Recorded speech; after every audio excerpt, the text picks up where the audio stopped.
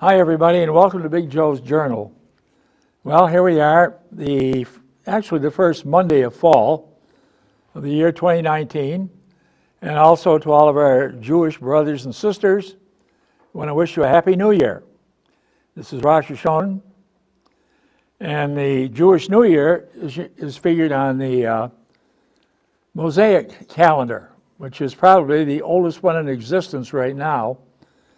The calendar that Chinese operate on is old, but I think the Mosaic calendar that the Jewish people operate under, I think it's even older. It comes from the time of Moses and the liberation of the Israelites from Egypt, from captivity in Egypt. And of course, down through history, we've seen that the struggle for Israel has not been an easy one.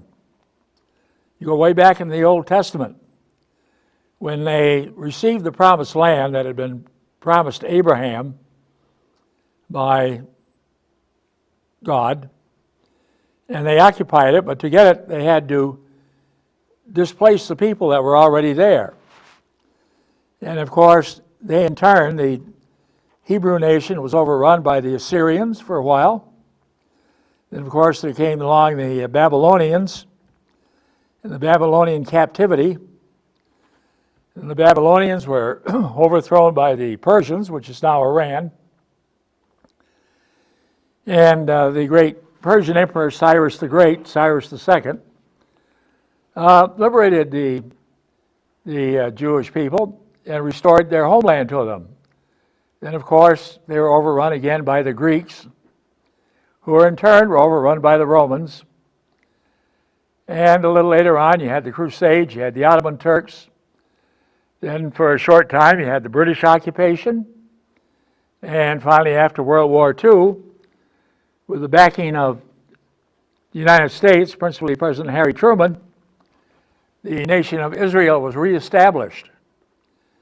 And of course, its existence has been a continual struggle. The numbers of wars that they have had to fight with their neighbors, and even today, Israel's security is, or I want to say Israel's existence is not totally secure. You've got a number of your neighbors in the Near East, principally Iran, which is a big worry to Israel. Syria, not so much now. But Iran is their biggest worry right now, because the Muslims are fighting among themselves, the Shias and the Sunnis, namely Iran and Saudi Arabia. Israel, as far as they're concerned, has been sort of put on the back burner. But that tension is still there, and that sense of insecurity is still there. But on this occasion, as the Hebrew people throughout the world celebrate a new year, we want to wish them a Happy New Year, continued success, and with luck, Israel will continue to exist. They've got to make some changes over there. They're going to have to learn to probably coexist with some of their Arab neighbors. I think in some cases they are doing that, especially with Jordan, certainly with Egypt. Big headache, as I said before, is Iran. And as long as Iran and Saudi Arabia are going at each other, I think Israel will remain on the back burner as far as they're concerned. But you still have to stay vigilant. You still have the problems of the folks living in the Gaza Strip. And the exchange of rockets is not something that has come to an end, but will probably continue ad infinitum until that problem is settled, which hopefully will be sometime in the future. Right now, you don't know. Well, here in this country, big news last week, the House of Representatives is moving ahead with impeachment proceedings against the president. Personally, I don't think that's a good idea at this time. Even though the House impeach It's the Senate that has to convict. And you have a Senate that is Republican dominated, 53 to 47. The Republican leadership are a bunch of knuckleheads, beginning with the idiot from Kentucky. And certainly they will never convict Donald Trump, especially in an election year. I think the Democrats would be much better to spend their time preparing for the November elections. And I understand the news today that New Hampshire is about to set their primary date. And it could be as early as February. It's going to follow the regional meetings in Iowa. And it will follow that probably by 1 week. In other words, Iowa will be the first big test. This time around, it's the Democrats.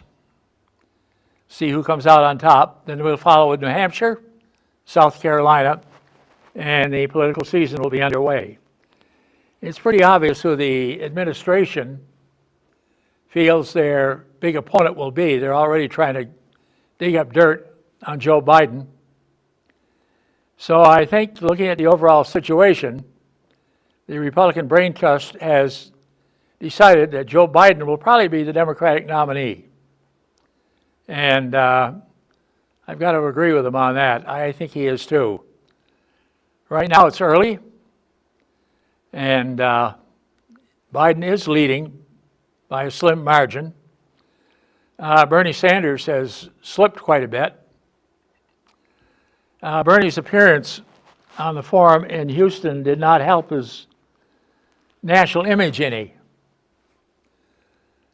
He came across, as I said in my last show here, as sort of the crazy old uncle.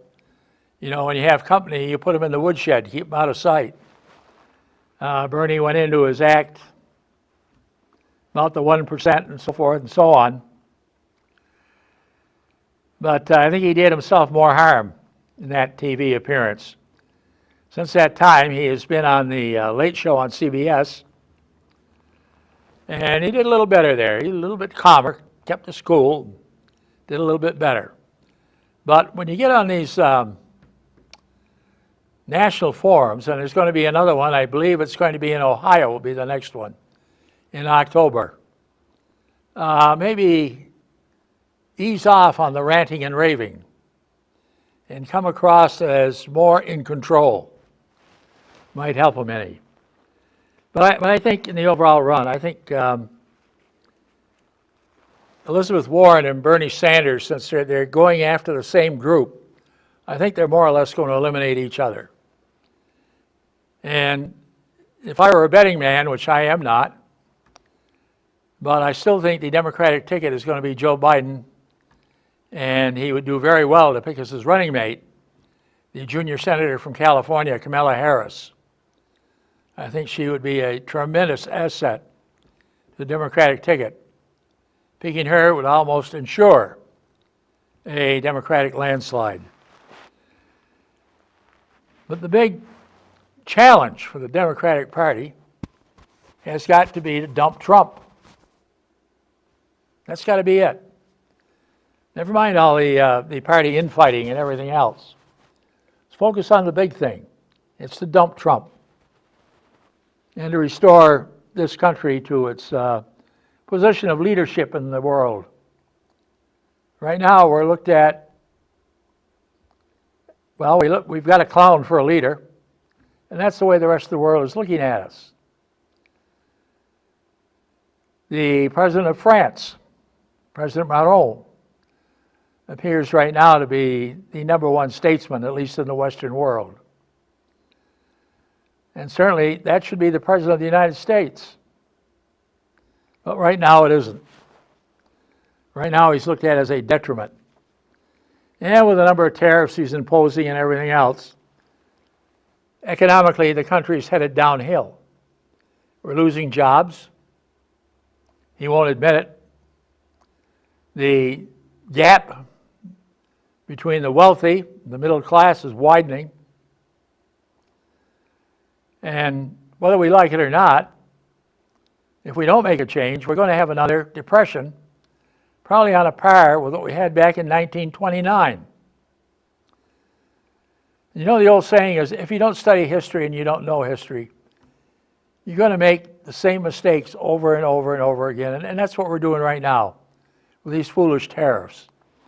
You know, it was the tariffs that were imposed by the Harding administration and the Coolidge administration that set up the Hoover administration, which did nothing to change them, that set up the Great Depression that came in October of 1929. And it not only hurt this country, it hurt the world. Herbert Hoover, by training, was an engineer. He was from Iowa. He was a graduate of Stanford University in California. And he was a civil engineer by training. He was a well-educated man. He was a very intelligent man. But he didn't know how to cope with the economic depression that hit during his administration. You know, going around with the old slogan, a car in every garage and a chicken in every pot. When you're out of a job and there's no hope of getting one and there's no unemployment, and you have to forge around the country looking for work, those slogans aren't going to amount to much. The result was in 1932 that the Democrats would be returned to power. In 1928, Calvin Coolidge determined not to run again. It was just as well. Because, and I know here in Vermont, if I say this, it's going to be a heresy in Vermont, but Coolidge was not a good president. He was not a good president. I mean, under him, you had the Roaring Twenties. Prohibition was in effect. You had the establishment of Cosa Nostra, and the mafia, and crime was running rampant. And Cal did very little to stop it. The FBI, which had been organized under Herbert Hoover, or not under Herbert Hoover, but under President Harding, picked J. Edgar Hoover to be its first head. And of course, there are a lot of questions about J. Edgar's personal life and everything else. But crime was running rampant in the country. And then, of course, came the Depression of 1929. The Democrats in 1928 had nominated the governor of New York State, Alfred E. Smith, as their candidate. And the Republicans nominated Herbert Hoover, and Mr. Hoover was elected. Well, in 1930, the Democrats in New York elected the former Assistant Secretary of the Navy, Franklin Delano Roosevelt, as their governor. And in 1932, Franklin Roosevelt went after the Democratic presidential nomination. His leading opponent at that time was the Speaker, or he was the minority leader in the House. And that was a congressman from Texas by the name of Jack Gardner. They call him Cactus Jack Gardner.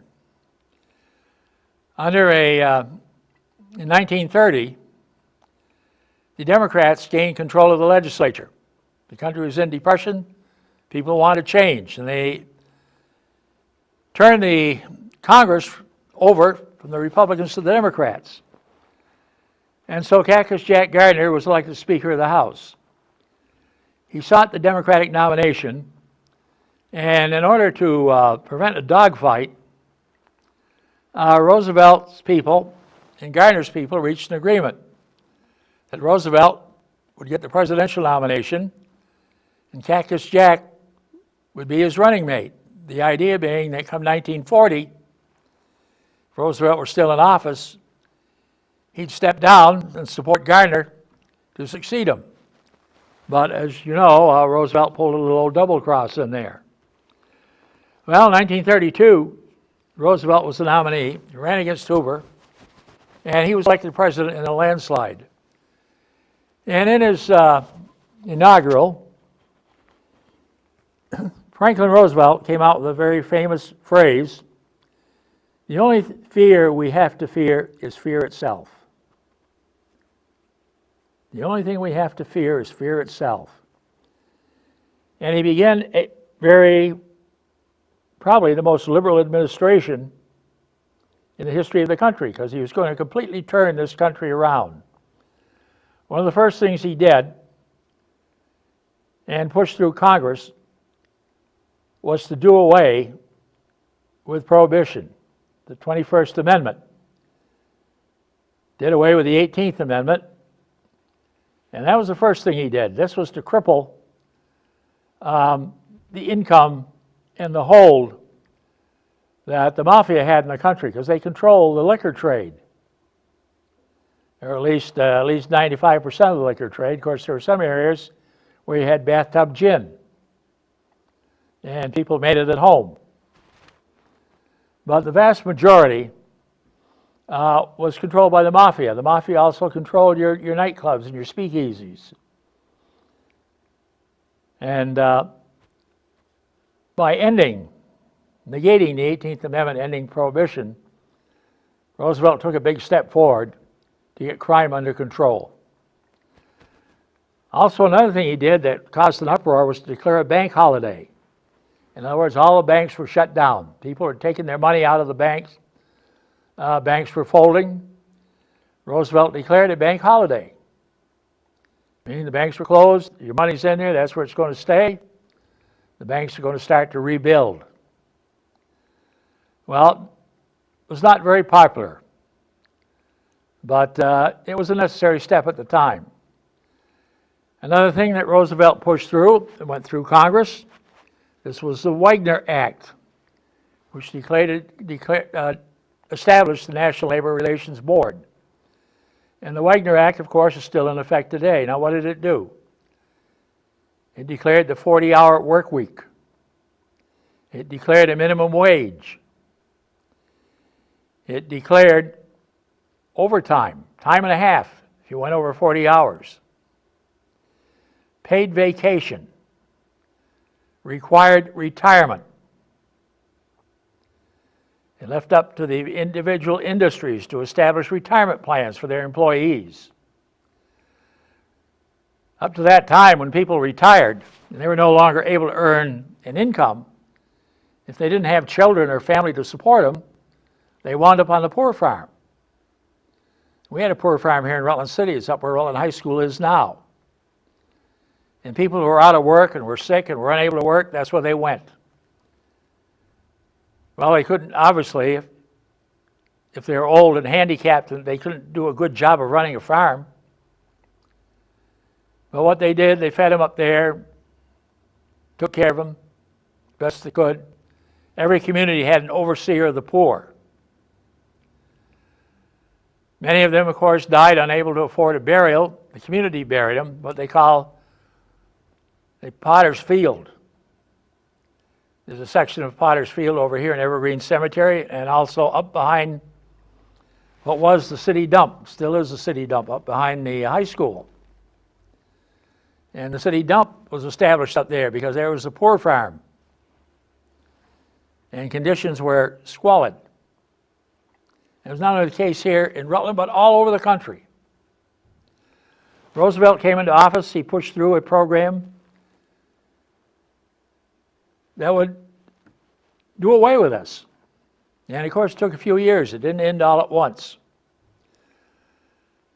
Besides the Wagner Act, which set up the National Labor Relations Board, another big thing it did, and it's still federal law, if 51% of a company's employees vote to unionize, that union becomes legal, and the company is forced by federal law to negotiate with representatives of that union. Well, of course, it took a while to get this into effect. In fact, as far as teachers, as a retired teacher, and having been involved in a number of strikes and been a teacher association president, we didn't call it unions when I first started in, but it was illegal for a while for teachers to strike. We didn't get the right to strike until the mid-1970s. And that became a very, very important thing in teacher negotiations. And I'll get into that a little bit later. Another thing that Roosevelt established was to put people back to work. And so he pushed through Congress, and this time it was a Democratic-controlled Congress, the WPA, the Works Progress Administration, in which the government would become the employer of last resort. And he put people back to work, gave them jobs, doing public works, building roads, improving municipal water systems, anything that has to do with the public good came through the WPA, Workers' Progress Administration. He created the Department of Labor, and the first Secretary of Labor was a woman by the name of Frances Perkins. There were a number of things that he pushed through that a Republican-controlled Supreme Court found unconstitutional. So it took a while to work around that. One of the things that he tried to do was to pack the Supreme Court, but that was turned down by a Democratic-controlled Congress. In other words, at that time the Supreme Court had 9 justices, as it does now, but 7 of them were Republican. And what he wanted to do was to add at least 2 to 4 more seats to try to get an even balance or even a Democratic-controlled court. But that was a little bit too much for even a Democratic Congress to swallow, and that was voted down. And also the Supreme Court decided that increasing their membership was violation of the Constitution. Well, Roosevelt and Garner ran again in 1936 as a team, and they were overwhelmingly reelected. There were 48 states at the time. They carried 46 of the 48. And only 2 states voted for the Republican nominee, who was the governor of Kansas. And those 2 states were Maine and Vermont. And it led to the old saying, as Maine goes, so goes Vermont. Well, of course, that is no longer true. As you know, Vermont has gone from being very strongly Republican and very strongly conservative to being very strongly Democratic and very strongly liberal. Maybe in some cases a little bit too liberal. One of the big things that Roosevelt wanted to push through, and they were very, very concerned about what happened to people after they retired. The poor farms definitely were not acceptable. And so he pushed through something that Republicans threw up their hands at. It's too liberal. That was Social Security. Social Security now has become an accepted thing. I know there have been attempts by former President George Bush to privatize Social Security so that some of his wealthy friends would get their hands on it and maybe try to bankrupt it. There have been attempts to do away with Social Security, but Social Security is now an accepted fabric of American society. Social Security has done away with the poor farms. The government, the way it was passed, it had to be done with a number of compromises. They set the retirement age at 65 for men and 62 for women. Now, why did they do that? Well, because at the time, if you hit 60, you were considered old. You hit 65, you were considered definitely a senior citizen. And the gamble was that you wouldn't live much longer after 65. Well, I'm 86, so they would have lost on me. And a lot of other people now. It's rather common to see people living late 80s, 90s, even into the hundreds. But at the time Social Security was passed, it was passed by Congress, the idea was that at 65, it was just a matter of time before you were on your way to the cemetery. And for women, the age was 62, which is kind of hard to figure out because many times women will outlive men, although in the last few years, it's sort of swung back the other way, where men more or less are outliving women. Well, the first recipient of Social Security was a lady in Ludlow. I think in 1939, she got her first Social Security check. And now you have Social Security. You also have retirement funds, all established by the Wagner Labor Act of 1934. So that many companies, they have pension plans. For example, here in Vermont, we have teacher retirement. I've got to say that I'm living off teacher retirement and Social Security, primarily, my support. But if we didn't have Social Security, we didn't have retirement, things would be in tough shape. And right now, of course, the big challenge is to keep your retirement funds fundable. There's always a question, of how much longer is Social Security going to last? How can we fix it? How can we make it last? And this should be a priority. It's one of the reasons future administrations have got to take a look at what we're doing and say, maybe we've got to take care of Americans first and worry about the rest of the world later. And strengthen Social Security, strengthen your retirement funds. Here in the city of Rutland, I was on the Board of Aldermen. I was also on the pension board. And the way a number of companies are folding and going down, some of the things you invest in, you're not getting the returns that you did at one time. And the result is your pension funds are being hit. Well, how do you shore that up? Here in Vermont, where we have retirement, state retirement, we have teacher retirement, we have state employee retirement.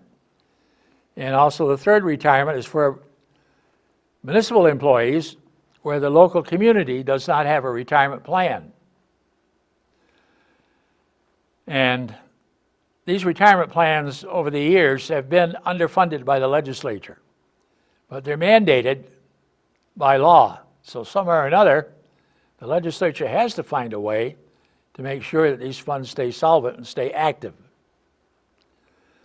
Well, there are a number of communities that have seen their pension funds go down the tubes. One is the city of Barrie, where their city employee pension fund folded. It's gone. And they're scrambling around in the city of Barrie trying to find a way to set up and reestablish another pension fund. But if you're a policeman in Barrie and fireman in Barrie and you're going to retire, well, it's going to be a problem. And it's a problem that the municipality of Barrie is working on. Here in Rutland, teachers not only have teacher retirement, but they're also entitled to city retirement. We're the only community in the state that offers double retirement to our teachers. And it's a pretty good deal. Well, Roosevelt, of course, re-elected in 1936. 1940, he decided to run on a third term. And this brought a collision because he was violating his promise to Vice President Garner. But Roosevelt was renominated for an unprecedented third term, and he picked as his running mate the man who had been his Secretary of Agriculture from Iowa, Henry Wallace. Why he picked Henry Wallace, nobody really knows. But he'd picked Henry Wallace, and 4 years later, when he'd seek a fourth term, he dropped Wallace, and thank God he did, and he picked Harry Truman. And we will talk about that in some other week. With that, may you have a great week. May Almighty God in His infinite wisdom continue to bless these United States of America. God love you. Have a great week, and have a great fall.